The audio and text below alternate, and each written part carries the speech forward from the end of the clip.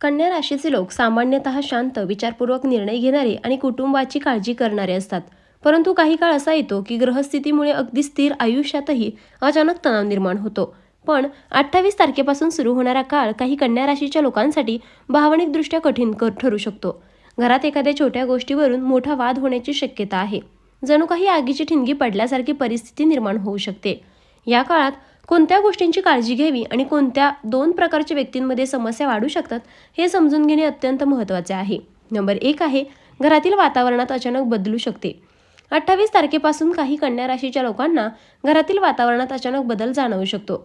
आधी सर्व काही शांत आणि सुरळीत चालू असल्यासारखे वाटेल, पण हळूहळू काही गोष्टी मनात साचत जातील. घरातील एखाद्या व्यक्तीच्या बोलण्यामुळे किंवा एखाद्या निर्णयांमुळे वातावरण तणावपूर्ण होऊ शकते. विशेषतः पैशांशी संबंधित विषय, जबाबदाऱ्या किंवा कुटुंबातील एखाद्या व्यक्तीच्या वागण्यावरून चर्चा सुरू होऊ शकते.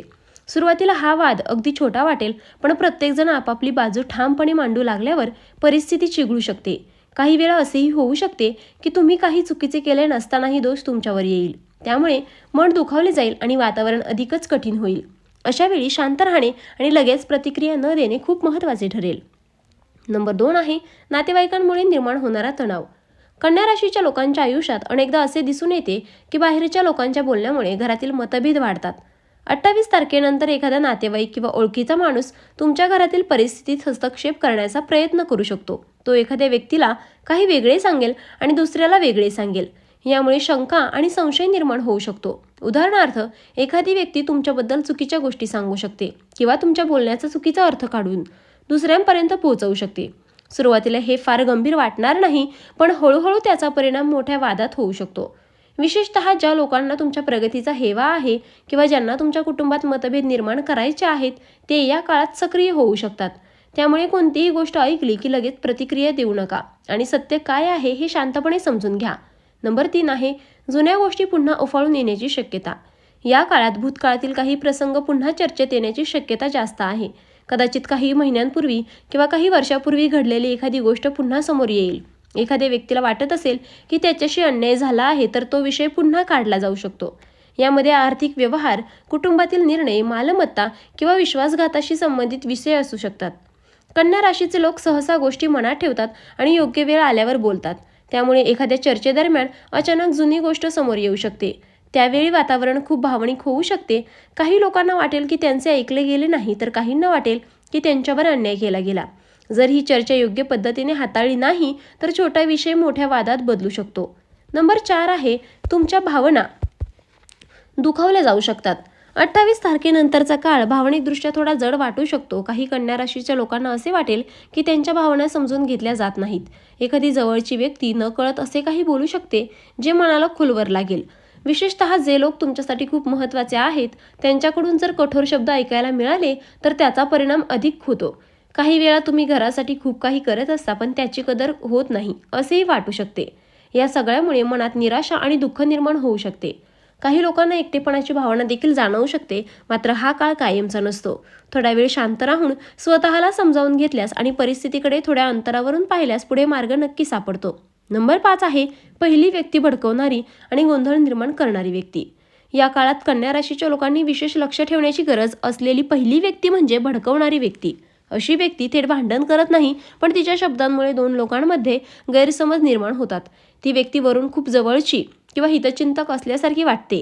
सुरुवातीला तिचे बोलणे अगदी योग्य आणि काळजी करणारे वाटेल, पण हळूहळू लक्षात येईल की ती वेगळ्या लोकांना वेगवेगळ्या गोष्टी सांगत आहे. उदाहरणार्थ, ती तुमच्याकडे येऊन म्हणेल की अमुक व्यक्ती तुमच्याबद्दल चुकीचे बोलत आहे आणि दुसऱ्या व्यक्तीकडे जाऊन तुमच्याबद्दल वेगळे काही सांगेल. अशा प्रकारे ती वातावरणात संशय आणि तणाव निर्माण करते. अनेक वेळा अशा लोकांना स्वतःला महत्त्व मिळावे किंवा घरातील परिस्थितीवर नियंत्रण ठेवायचे असते. जर कन्या राशीच्या लोकांनी वेळेवर हे ओळखले नाही, तर घरातील वातावरण अधिक बिघडू शकते. त्यामुळे अशा व्यक्तींच्या प्रत्येक गोष्टीवर लगेच विश्वास ठेवू नये आणि शक्य तितके अंतर ठेवणे योग्य ठरेल. नंबर 6 आहे, दुसरी व्यक्ती स्वार्थी आणि फायदा घेणारी जवळची व्यक्ती. दुसऱ्या प्रकारची व्यक्ती अधिक धोकादायक असू शकते, कारण ती तुमच्या अगदी जवळची असते. ही व्यक्ती कुटुंबातील सदस्य, जवळचा नातेवाईक किंवा जुना मित्र असू शकते. बाहेरून पाहता ती तुमच्या बाजूने असल्यासारखी दिसेल, पण तिच्या मनात स्वतःचा स्वार्थ असतो.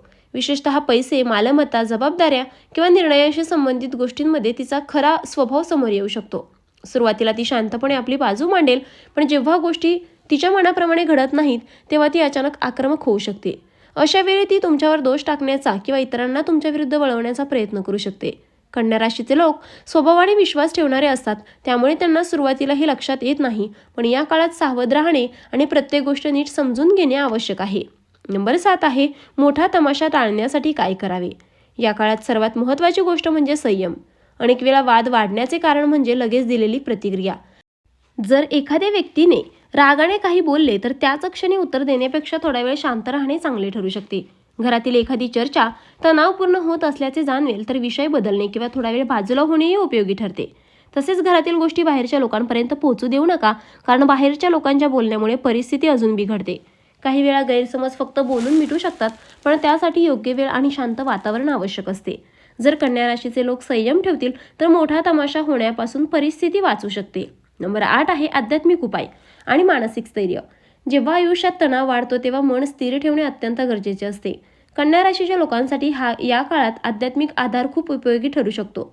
सकाळी थोडा वेळ शांत बसून प्रार्थना करणे, ध्यान करणे किंवा सकारात्मक विचार करणे यामुळे मनातील अस्वस्थता कमी होते. घरात शांत आणि सकारात्मक वातावरण ठेवण्याचा प्रयत्न करावा.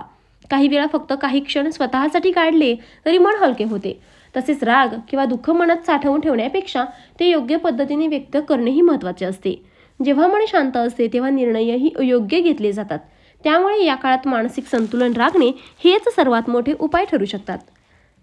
कन्या राशीसाठी हा काळ सावध राहण्याचा संकेत देतो. काही लोकांच्या बोलण्यामुळे किंवा स्वार्थामुळे घरातील वातावरण बिघडू शकते, परंतु समजूतदारपणा, संयम आणि योग्य अंतर ठेवले तर कोणतीही मोठी समस्या टाळता येऊ शकते.